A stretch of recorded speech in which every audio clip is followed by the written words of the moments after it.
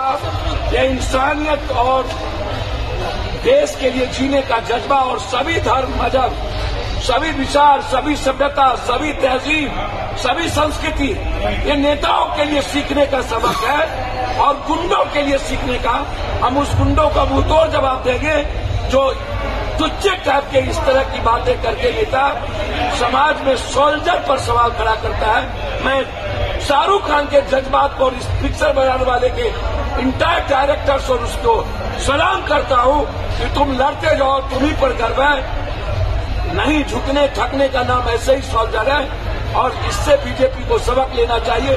तुम जितना तंग करोगे उतना ही पठान, उतना ही खान, उतना ही कोई इंसानियत, कोई उतना ही कोई धर्म, कोई राम, कोई रहीम, कोई नानक, कोई बुद्ध हमारे दुनिया में आएगा।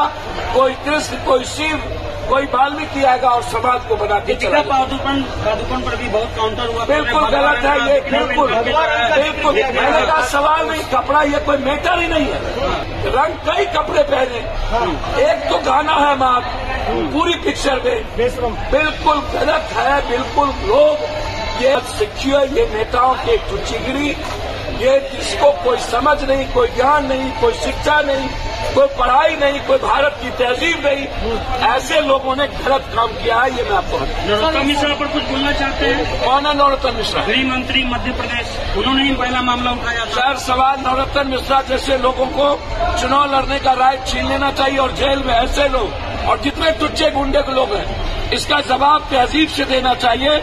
हम सोल्जर की तरह जीने आए हैं, हम इंसानियत के काम करने आए हैं। देश पप्पू यादव के लिए या सोल्जर के लिए है नहीं, ये सवाल नहीं है। आम आदमी पप्पू यादव या सोल्जर के लिए सवाल नहीं है। सवाल है पप्पू यादव आम आदमी के लिए मरने का जज्बा है कि नहीं, ये सवाल है।